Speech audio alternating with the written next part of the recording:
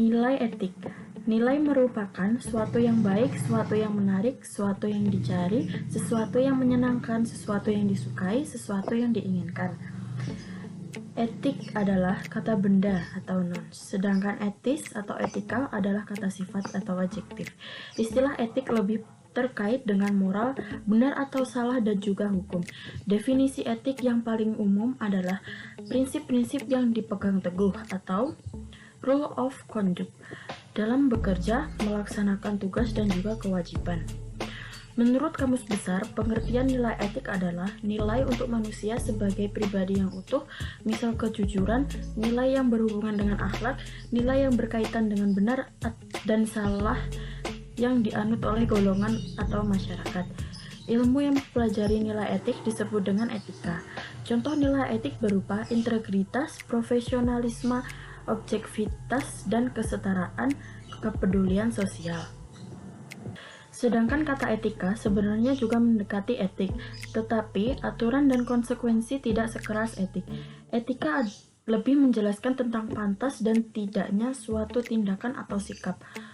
Hukuman untuk pelanggarannya pun tidak seberat pelanggaran terhadap etik. Mungkin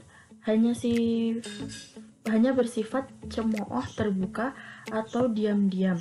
Contohnya adalah mengagumi karya ciptaan orang lain.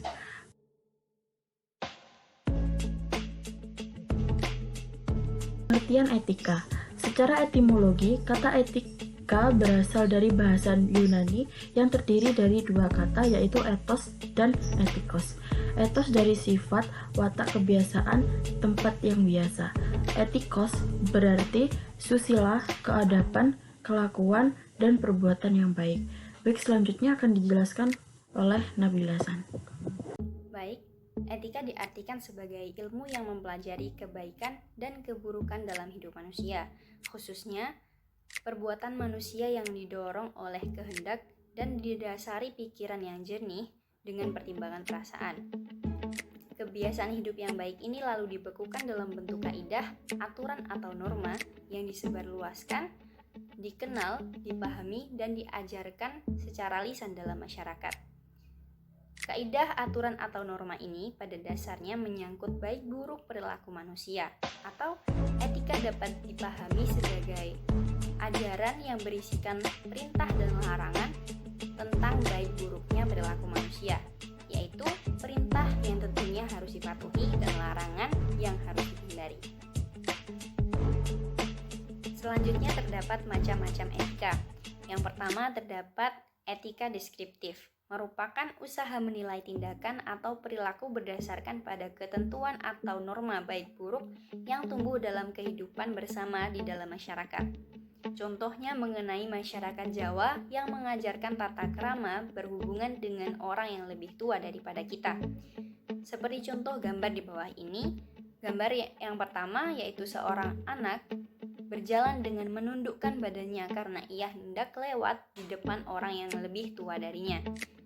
Kemudian gambar yang kedua, seorang anak yang meminta izin kepada orang tua sebelum berangkat ke sekolah.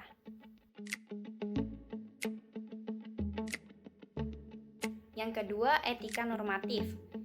Etika menetapkan bahwa manusia memakai norma-norma sebagai panutannya, tetapi tidak memberikan tanggapan mengenai kelayakan ukuran-ukuran kesusilaan. Jadi, sah atau tidaknya norma-norma tetap tidak dipersoalkan, yang diperhatikan hanya berlakunya. Contohnya etika yang bersifat individual, seperti kejujuran, disiplin, dan tanggung jawab. Yang ketiga, etika deontologi.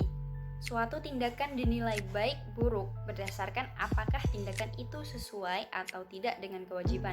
Dengan kata lain, suatu tindakan dianggap baik karena tindakan itu memang baik pada dirinya sendiri, sehingga merupakan kewajiban yang harus kita lakukan.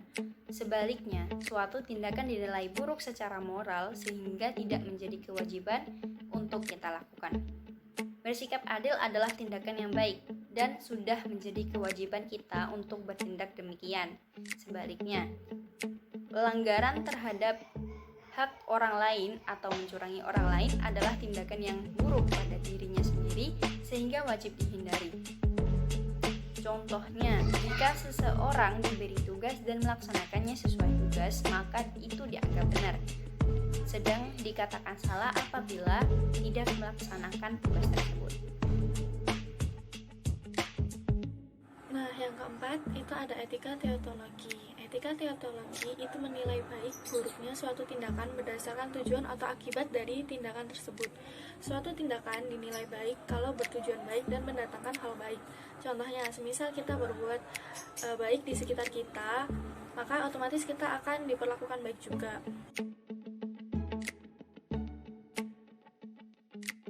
Kemudian yang kelima itu ada etika keutamaan. Etika yang lebih mengutamakan pengembangan karakter moral pada diri setiap orang. Sehingga etika ini sangat menekankan pentingnya sejarah, kehebatan moral para tokoh-tokoh besar yang menjadi teladan untuk kita. Nah, untuk contohnya itu semisal kita meneladani tokoh A sebagai teladan hidup kita. Selanjutnya itu ada contoh-contoh etika. Yang pertama itu ada etika Jawa, yaitu adalah ajaran hidup yang mempelajari tentang adat istiadat, pandangan hidup, nilai-nilai filsafat. Kemudian kalau etika Sunda, yaitu adalah yang mengacu pada prinsip-prinsip umum di bidang etika yang tumbuh dan berkembang di lingkungan budaya Sunda. Prinsip-prinsip tersebut itu merupakan hasil kreativitas orang Sunda terhadap adaptasinya di lingkungannya dan pada di keadaan zamannya. Tetapi dalam pemerintahan, semua pola sikap dan perilaku manusia itu diatur di dalam undang-undang. Terutama bagi aparatur penyelenggara negara, etika itu merupakan hal yang sangat penting karena dengan adanya etika diharapkan mampu untuk membangkitkan kepekaan dalam menjalankan tugas-tugas pokoknya.